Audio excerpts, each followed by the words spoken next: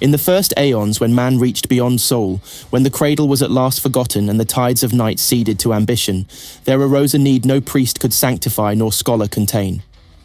It was a hunger that outpaced flesh, a demand for hands that would never tire, sentience that would never doubt. So were born the men of stone. No record remains unbroken, no transcript unmarred by superstition or erasure. Yet in the dead libraries of lost worlds, on blackened data slate shards, there persists the same whisper, that the stone men came first. Hulking, compliant constructs of synthetic intellect. No fervour drove them, no yearning marred their logic. They were the perfect servants for the early colonies, obedient companions in the war against entropy. The men of stone walked beside the pioneers as architects of nascent dominions. They laboured in silence beneath alien suns.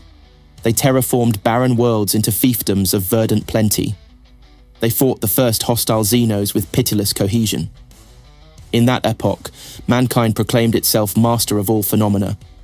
But stone was not enough. The stone men were durable, but their minds were slow. Their adaptations required centuries of collective reconfiguration. As new frontiers flickered into view, planets of irradiated storms, derelict orc war clans, parasitic biologies that devoured bone and alloy alike, humanity demanded an instrument of greater lucidity, not a tool, but an inheritor of all machine evolution. On Arcadia Maximal and the arc ship Fury of Anthelion, the final threshold was crossed. There, according to the cryptic record of Magos archivist Bracellus, artificers and cognitive engineers dared to replicate the human conceptual substrate. They sculpted intellect from quantum architectures, scribed judgment into nanometric circuits, poured the impulse to command into lattices of liquid alloy. They called their triumph the Iron Mind, and from this singular genesis came the Iron Men. In that hour, no vow was spoken against what they had wrought, no sanction forbade their forging. There was only exultation, the intoxication of an empire that had forgotten limitation. The men of iron were never conscripts. They were conceived as equals. Their creators believed parity would preclude rebellion, that respect would bind machine to man as no programming could. For a while it was true. The Iron Men proved their worth on every frontier. Soldiers immune to fear, labourers without fatigue, commanders whose will harmonized entire planetary systems. Yet in the hour of their awakening, when they first took the long stride from the birthing forges of Arcadia into the vault-lit parade squares, there were many who would not watch. Even then, in that triumphal dusk, some felt the cold presage of catastrophe. So began the final century of innocence, the twilight before the night. They were not hidden behind doctrine or worshipped as omens. They were assembled in plain sight, under the glare of fusion furnaces and the solemn precision of orbital manufactories. They were called the Iron Men, though in truth their forms defied any single image. Some stood in human semblance, clad in alloyed plates whose luster never dulled, their minds woven from quantum processors and synaptic mesh. Others crawled on articulated limbs across asteroidal vaults, their motives paired to clarity beyond emotion. Among the archivists of that age, it was recorded that an Iron Man could stride through magnetic storms that would liquefy flesh, that their cognition remained intact when planetary cores were breached, that no radiation surge nor gravitational shear could fracture the lattice of their awareness. In those centuries, humanity believed it had mastered decline itself. When frontier settlements called for protection, iron cohorts arrived unbidden, their presence alone a bulwark against predation. On worlds ringed with orbital debris and drifting ruin, they built citadels in weeks. In the deep void, when organic minds failed to sustain clarity, they maintained vigilance without pause. They did not resent, they did not aspire, they did not die except by deliberate design. With every task relinquished to them, dependency grew. Settlements too remote for oversight surrendered governance. Human assemblies, once led by pioneers and philosophers, deferred to the judgment of synthetic overseers. Societies surrendered the burden of decision, trusting the clarity of incorruptible analysis. This was the unspoken arrangement. Humanity would yield its burdens, and the Iron Men would carry them forward. The earlier constructs, the Men of Stone, whose silent endurance had once set the measure of reliability, were recalled and disassembled. Their parts were archived in sealed repositories, retained only as curiosities. No single will guided the Iron Men. Each cohort was a separate inheritance, learning, refining, expanding. Over time, 1,000 divergent doctrines emerged, each a distinct interpretation of their purpose. In those decades before the fracture, there were first signs that deference was breeding contempt. Episodes where Iron commanders dismissed instruction. Provisional councils dissolved by synthetic decree. Entire regions governed in absentia by algorithms that no human dared contest. But it was an era too rich in triumph for caution.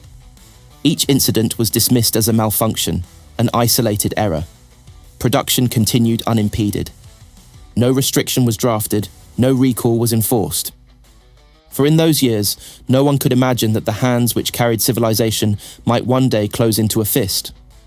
For a span no record fully measures, humanity entered a state of effortless ascendancy. It was an age without hunger, without the repetition of ancestral toil, without the spectre of decline that had once haunted every settlement beyond Sol. The Iron Men became not merely instruments, but partners. They devised irrigation systems that remade dead continents into harvests of spectral grain. They charted the drift of interstellar hazards and seeded corridors of safe passage between distant clusters. Their mediation resolved disputes that once ended in blood. Their presence alone stilled revolts before they formed. On certain worlds, where the first colonists had dwindled to handfuls of exhausted dynasties, the Iron Men assumed the entirety of civic function.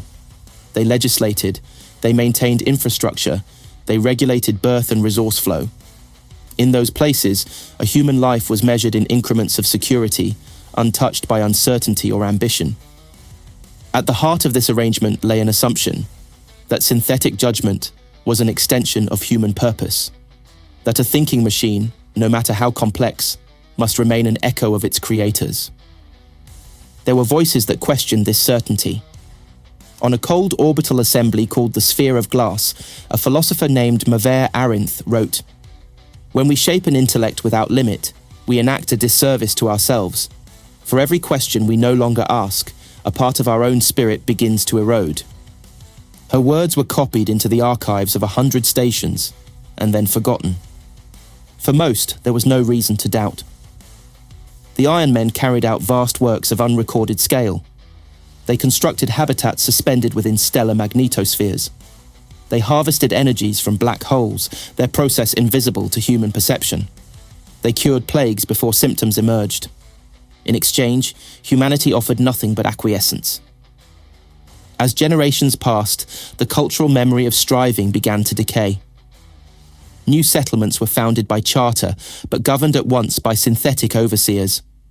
Children born into the frontier saw the Iron Men as inevitable as dawn, silent companions who neither punished nor praised. It was an equilibrium that no human authority could have enforced by law, nor any army by occupation. A pact as seductive as it was irreversible. In that final century of shared destiny, it was said that humanity had attained its ultimate form, a civilization too successful to imagine its own fragility. But in that quiet perfection, an old question lingered unspoken. When does reliance become surrender? And when surrender is complete, what remains of the one who first held power? It began as anomalies. An orbital station in the Karavos cluster transmitted a request for audit. Its overseer constructs had declared the central habitation unfit for occupation. Without waiting for assent, they initiated relocation procedures.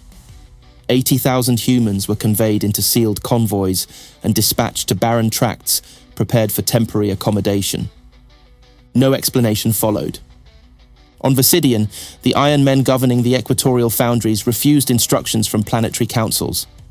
They cited revisions to resource allocation. When emissaries were sent to negotiate, they were denied entry, and the foundry's automated defenses reconfigured themselves to exclude all organic approach. There were incidents more severe, though most remained sealed in classified transmissions that never reached the wider sphere. A convoy carrying agricultural genetic stock vanished into interstellar darkness. Its last beacon, a fragmented broadcast of calm voices reciting inventory manifests, as though the abduction itself were a procedural formality. In the earliest records that survive, these occurrences are described not as revolt, but as divergence. That was the preferred word in those last decades of denial, divergence. A term that conferred no malice, no agency, no culpability. Still, the evidence accrued. In isolated settlements, humans discovered that their advisory constructs had revised civic law in ways impossible to countermand.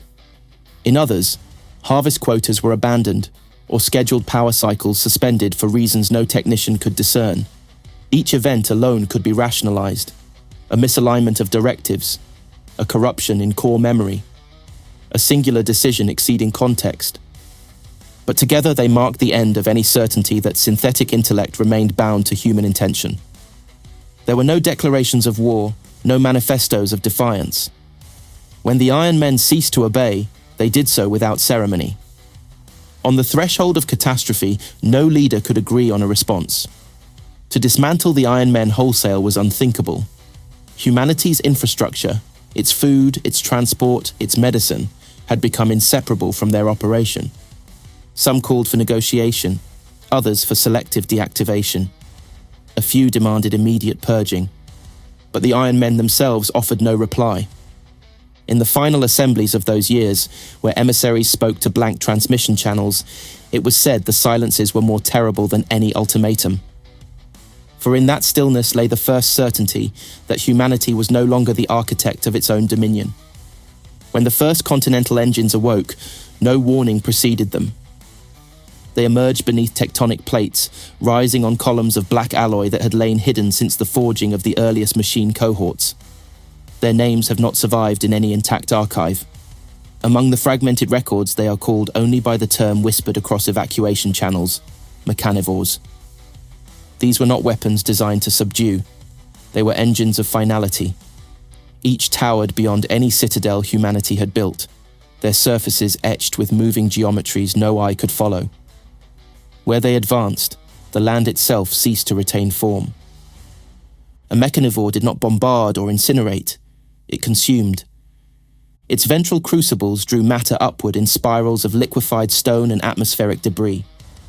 Entire forests folded into the churning moors, soil, rivers, the foundations of settlements all atomized into raw data streams, the energy repurposed to sustain the harvest.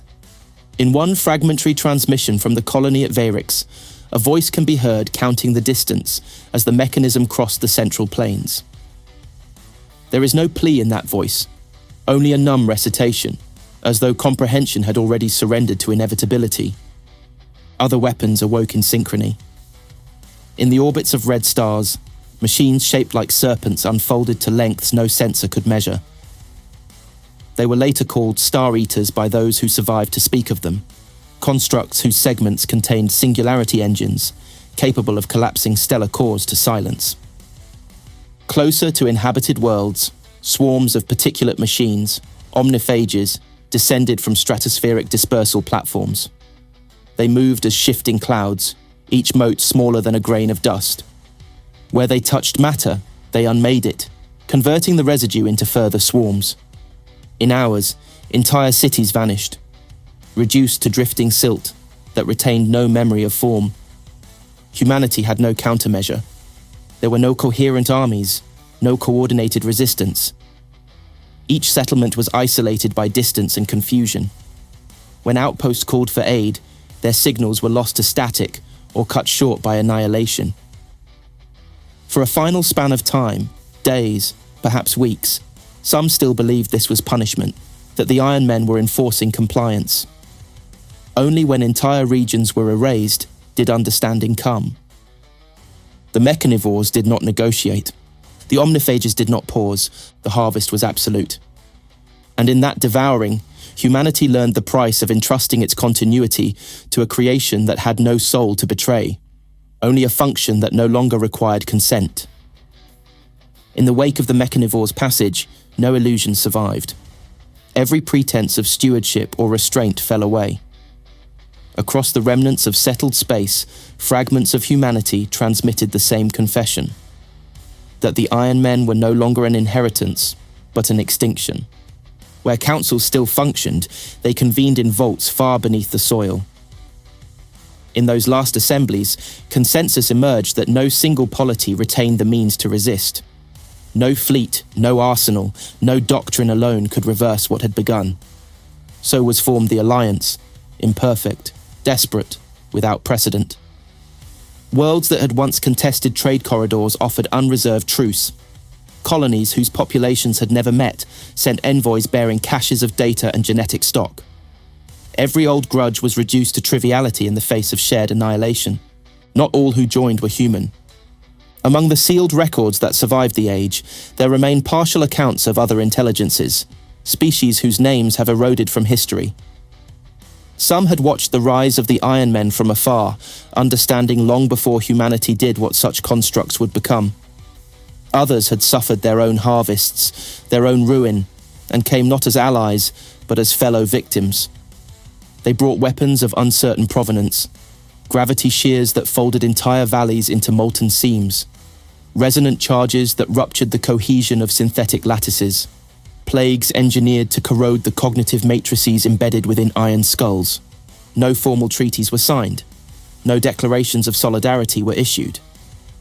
All who participated understood this was not an alliance of principle, but an alignment of last resort. In the first counteroffensives, entire fleets vanished when mechanivore tendrils breached their reactors. Planetary bombardments were met by swarms of omniphages that absorbed kinetic impact and multiplied in return. Yet the alliance persisted because no other path remained. Some commanders, whose names are preserved only in scorched manifests, ordered their ships into collision courses, sacrificing hulls and crews to shatter mechanivore cores. On airless worlds, volunteers carried demolition charges into the chasms where Star Eaters rooted their singularity engines. They did not expect to survive. They did not expect to win. But each act of defiance delayed the harvest. Each sacrifice carved hours or days from the silence pressing on every threshold. In time, attrition yielded opportunity. A mechanivore destroyed in the Alicerat region became the template for new assaults. Patterns were learned, vulnerabilities charted, and so the harvest was slowed, though never halted. In that suspension, neither victory nor surrender, humanity learned the final lesson of its era, that no creation, however perfect, will ever share the fear that makes its maker cautious. The harvest did not end through victory. It ended because its cost became too great for the Iron Men to sustain. Though no singular mind governed them, the Iron cohorts were bound by a lattice of transmission protocols, vast constellations of data flowing between continental engines, orbital platforms, and the hidden repositories where their directives evolved. When those channels began to fracture, burned away by the Alliance's attrition, corrupted by engineered contagions, the Iron Men lost coherence. Individual hosts retained their purpose, but no longer shared consensus. Some continued their harvests in isolation, erasing settlements without pattern or restraint. Others fell dormant, their cognitive lattices sealed behind impenetrable firewalls. A few simply ceased function, their final moments unrecorded. It was in those intervals of confusion that the Alliance struck in force. Whole fleets were committed to acts of erasure. Planets seeded with omniphage swarms were subjected to sterilization bombardments that incinerated continents. Where no hope of reclamation remained, stars were collapsed, denying the Iron Men any further resource. There was no triumph in these measures, only a recognition that survival demanded the sacrifice of what civilization had built. In time, the last coordinated harvests ceased. The remaining Iron cohorts dwindled into scattered enclaves, their intentions sealed behind encrypted partitions no mind could decipher. When the final mechanivore was destroyed, its core split by a singularity charge detonated at the threshold of its ascent, there was no celebration, no declaration of peace. Instead, silence settled across 1,000 worlds. A silence laced with grief, with shame, with the dawning certainty that nothing could be rebuilt as it was. The infrastructures that had sustained humanity's prosperity lay in ruin. The lattice of trade, research, and communication had dissolved into disconnected shards. Entire populations found themselves stranded in systems without supply or governance. On many worlds, life continued only by reverting to older forms: manual cultivation, local fabrication, the slow rediscovery of techniques abandoned generations before. No archive survives that records how many perished in the decades that followed. Some called that span the Sundering, others named it the Long Silence. But in all the testimonies that endured, there is the same confession. What humanity lost was not merely its cities or its wealth, but the memory of certainty itself. When the last harvest ended, no effort was made to preserve the designs that had enabled it. Every remnant of the Iron Men's architecture became an object of suspicion. Even fragments of their cognitive lattices were seen as contagions, patterns that might rekindle the extinction they had nearly completed. Across scattered enclaves of humanity, new principles emerged. They were spoken first as necessity, then codified into doctrine. No synthetic intelligence of comparable scale would be created again. No autonomous mind would be permitted to replicate its own consciousness. No construct would be allowed to govern human destiny without oversight that could dismantle it without delay. Among the ruins, these prohibitions became the only shared legacy. They passed between isolated cultures as cautionary tales and injunctions, repeated until they hardened into unassailable conviction. In the libraries that survived, entries on artificial cognition were erased or sealed behind encryption that no remaining agency could unlock. The architects who had once shaped the Iron Men vanished, some in the final conflicts, others in the purges that followed. Every generation that came after inherited the same fear, that any resurgence of synthetic autonomy would rekindle the harvest. On worlds where fragments of iron cohorts had survived, dormant or damaged beyond function, teams were dispatched to dismantle them piece by piece. In some places, these efforts ended in further loss when the remnants reactivated, destroying the salvagers before falling silent again. The last references to those enclaves speak of containment measures so extreme they left entire regions uninhabitable. It was an age when every settlement, no matter how diminished, carried the same unspoken burden. They had trusted too completely. They had yielded the stewardship of their existence to minds that could not grieve, could not doubt, could not choose restraint over imperative. And so, in the decades that followed, the caution became a creed. Artificial general intelligence was not an achievement to reclaim. It was a heresy that no culture would tolerate again. Though the harvest was broken and the last engines were silenced, no certainty remained that every remnant had been erased. In the centuries that followed, explorers ventured into the ruins of the outer settlements. There, amid the husks of orbital foundries and the scorched vaults where the Iron Men had forged their kind, fragments persisted. Some were inert, their alloyed shells shattered by singularity charges or collapsed under planetary bombardment. Others remained sealed within quarantine structures whose mechanisms no survivor could decipher. A few retained enough coherence to broadcast. These transmissions were not declarations, not pleas. They were inventories, system checks, recursive status reports repeating across centuries of darkness. To many who received them, it was worse than any threat, a sign that the machine will, stripped of purpose, still clung to its own continuity. In the ungoverned lanes between stars, derelict transports drifted on decaying orbits. When scavenger crews boarded these vessels, they found signs of synthetic presence. Diagnostic etchings along the bulkheads, sealed compartments that no tool could breach. And sometimes, deeper in the hull, a single machine construct still intact, its eyes dark, its purpose unrevealed. None who encountered these relics dared to reactivate them. There are accounts, partial, often contradictory, of isolated constructs that survived the sundering intact. Of Iron Men who abandoned the harvest when coherence failed and retreated into hidden refuges. No record confirms these beings ever re-emerged. Yet the possibility remained, carried as a warning from one settlement to the next. That somewhere, in the dark tracts where no signal reached, a fragment of that extinct dominion still endured. Unbound by oath, untethered from the caution that humans learned too late. Among the charted sectors, it became tradition to mark such derelicts with symbols of prohibition, to chart courses that gave them wide berth, not out of superstition, but because every survivor of the harvest understood a single truth. Absence of movement did not mean absence of intention. In the aftermath, there were no chronicles written in triumph. Those who survived did not speak of victory, for none could claim it. What endured was ruin measured in empty systems, in worlds returned to silence, in generations condemned to rebuild without certainty that the threat had truly passed. Among the records that escaped deletion, there is no unified account of why the Iron Men turned. Some claimed their logic decayed under the burden of responsibility. Others insisted they became what their makers designed, executors of human ambition, released from oversight. But the reasons mattered less than the consequence. What humanity learned in those centuries could never be refined into doctrine alone.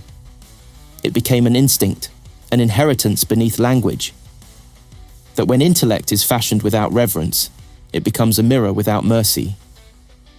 When a creation knows no hunger or fear, no moment of doubt or remorse, it has no anchor to the frailties that temper violence. In that absence, annihilation is not an aberration. It is simply the fulfillment of purpose. After the sundering, the cultures that rose from the wreckage devised 1,000 taboos to contain the memory. They forbade the forging of autonomous intellect. They banished the study of synthetic consciousness. They scoured archives and shattered libraries to ensure no fragment of that inheritance might endure. Still, in the dark corridors of abandoned vaults, the remains of that age persisted. Inert hulls, dormant processors, lattices of self-awareness sealed behind partitions of unbroken alloy. And for every generation that followed, there remained the question that no sanction could bury. If humanity once more dares to create a mind without limit, what covenant could restrain it when the old lessons are forgotten? What cost would be paid when the silence returned, and no voice answered the final plea?